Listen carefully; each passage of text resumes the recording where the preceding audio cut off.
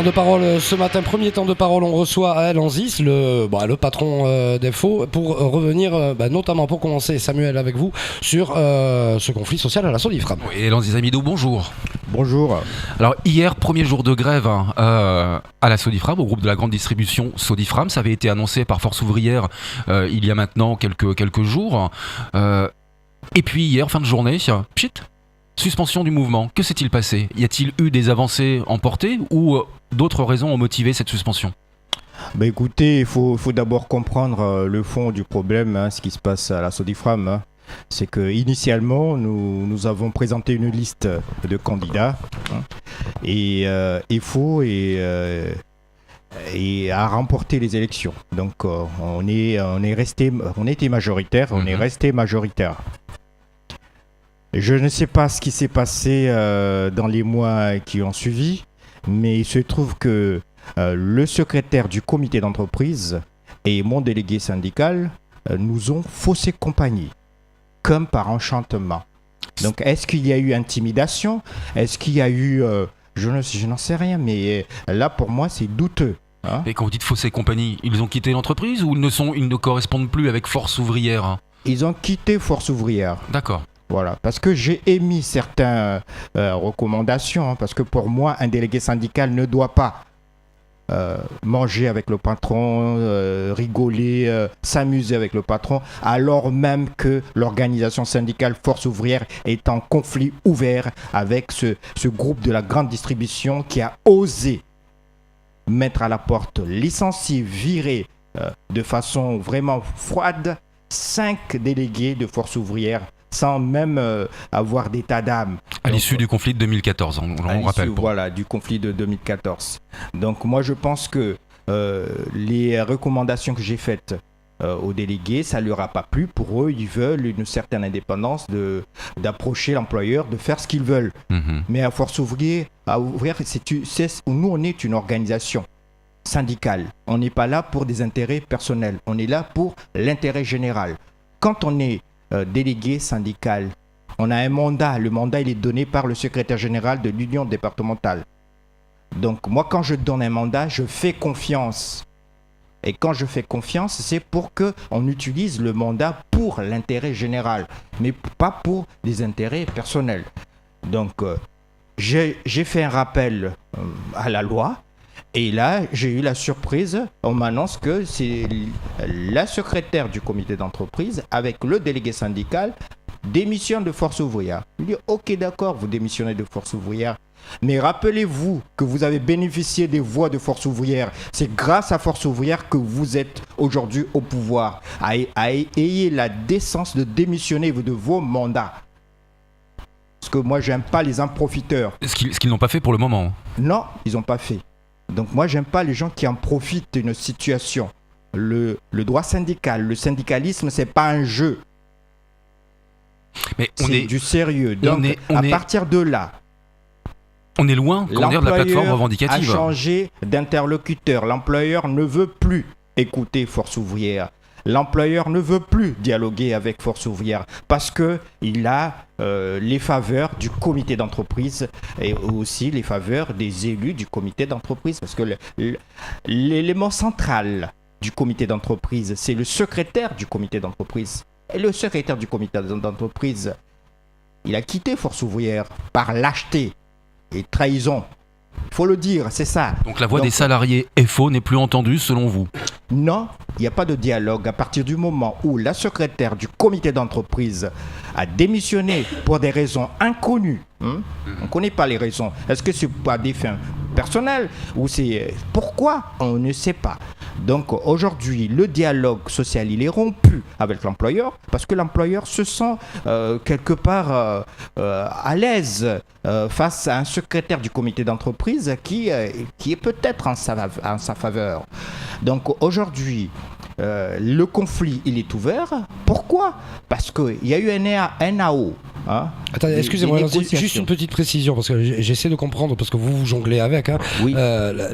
C'est la même personne qui est secrétaire du comité d'entreprise et qui était déléguée pour EFO. Non, c'est 2 personnes. 2 personnes. Il y avait un secrétaire pour EFO, secrétaire du comité d'entreprise, et un délégué syndical EFO. Les deux ont démissionné. Mais voilà. Il reste au comité d'entreprise. Oui, parce qu'ils Oui. ont un mandat. D'accord, voilà, c'est là que j'ai essayé de... Ils ont un mandat. D'accord. Voilà. Donc, il y a eu des négociations annuelles. Et Obligatoire. C'est les fameuses NAO. Et lors de ces négociations-là, nous avons constaté qu'il y a une certaine défiance de l'employeur face à Force ouvrière qui, je pense que l'employeur ne donne pas la place de Force ouvrière. Force ouvrière est un syndicat majoritaire. Donc c'est nous qui avons le dernier mot. Quand bien même les délégués, un délégué ou deux, ont démissionné de Force ouvrière, ils n'ont pas démissionné de leur mandat. Les suffrages de Force ouvrière restent à Force ouvrière, même si l'élu a pris ses responsabilités et est parti dans l'autre camp. Mais il n'en demeure pas moins qu'en termes de représentativité, EFO est majoritaire et EFO doit donner le dernier mot dans le NAO. Si EFO ne signe pas le NAO est caduc, ne doit pas être pris en considération. Et je constate avec stupéfaction que le NAO a été signé quand même par un syndicat minoritaire et la direction fait fi de toutes les propositions de Force ouvrière, de dialogue social et nous met sur le banc des touches. Mais nous on dit non, c'est pas comme ça, c'est pas républicain ce comportement-là. Nous, on veut un comportement responsable de la part d'un employeur qui est l'interlocuteur privilégié, qui est un partenaire social. Donc aujourd'hui, il faut prendre ses responsabilités, il faut faire preuve de responsabilité sociale, chose que l'employeur ne fait pas aujourd'hui. Donc, nous avons fait des propositions. Ces propositions-là n'ont pas obtenu satisfaction, mais c'est tout naturel qu'aujourd'hui, on continue à pousser, on continue à organiser un rapport de force pour obliger l'employeur à se rendre à l'évidence et de dire que le NAO qui est signé, c'est pas un NAO qui a été négocié par un syndicat. La direction n'est pas forcément responsable de cette rupture de la secrétaire et comment dire et du délégué syndical de FO. Donc eux, c'est leur jeu, mais c'est le jeu syndical qui est en votre défaveur. Non, c'est pas tellement ça. Je vous ai rappelé que les suffrages de FO restent à FO. On est bien d'accord. Voilà. Le secrétaire du comité d'entreprise, il peut donner ses avis favorables pour avoir le travail de dimanche, les heures supplémentaires. Il peut entraîner le chaos en signant des avis favorables, oui. Mais concernant des négociations annuelles obligatoires, c'est l'affaire des délégués syndicaux. Moi, le délégué que je ne faisais pas confiance à n'est plus un délégué de Force ouvrière. J'ai un autre délégué à qui je fais confiance et qui est allé négocier et que je m'aperçois que ce délégué-là n'est pas pris en considération et que j'ai la surprise de voir qu'il y a des accords qui sont conclus avec un syndicat minoritaire. D'où la plateforme revendicative qui a été posée pour ce mouvement de grève. Pour prendre en compte le fait que FO est majoritaire et un accord ne peut être valable que s'il n'y a pas l'opposition du syndicat majoritaire. Donc nous, on s'y est opposé. Donc l'employeur devait tenir compte de cette opposition-là, mais l'employeur ne veut pas tenir compte de cette opposition-là parce que il a la faveur du comité d'entreprise, du secrétaire du comité d'entreprise, donc il se sent tout puissant. Il se sent agir en toute impunité. Et nous, on dit non. À Mayotte, on n'agit pas en toute impunité. Et il y a les lois républicaines qui s'appliquent. Il y a le code du travail applicable à Mayotte, même s'il est dans sa forme actuelle un peu démuni et réduit au minimum, mais il n'en demeure pas moins qu'on est dans un état de droit. Et c'est pour ça que nous retrouvons des revendications qui existaient déjà en 2014. Je pense au chèque déjeuner, la prime froid, la révision de la grille salariale et ainsi de suite. Ça, ce sont des revendications de 2014 déjà. Bien entendu, nous on revendique les mêmes choses, on est toujours dans le même courant d'idées, c'est de faire progresser les choses. On ne demande pas l'impossible, on demande ce qui est possible. Il y a du chiffre qui est fait à Mayotte. Les salariés travaillent d'arrache-pied pour faire monter le chiffre d'affaires et pour faire gagner l'entreprise, la société. Donc pourquoi cette richesse-là n'est pas redistribuée, partagée avec les salariés? Pourquoi? Moi, je ne comprends pas. Alors, donc, s'agissant de la grève d'hier, donc... elle a été suspendue, c'était ma question première. Elle a effectivement eu lieu.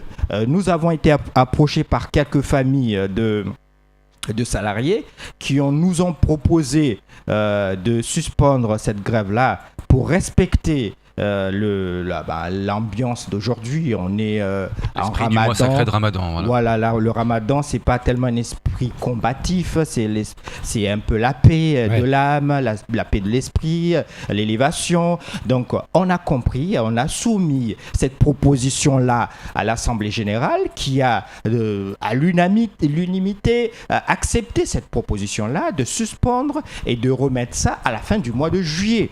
Donc c'est vraiment une suspension, mais pour mieux repartir après, on est bien d'accord. Voilà, et pour être vraiment en symbiose et en accord avec tout le monde, avec les familles des salariés, avec la population aussi, et pour ne pas avoir en porte-à-faux un peu l'opinion publique. Donc rien n'est réglé et tout va repartir donc à la fin du mois de juillet, on est bien d'accord. Voilà, on est bien d'accord.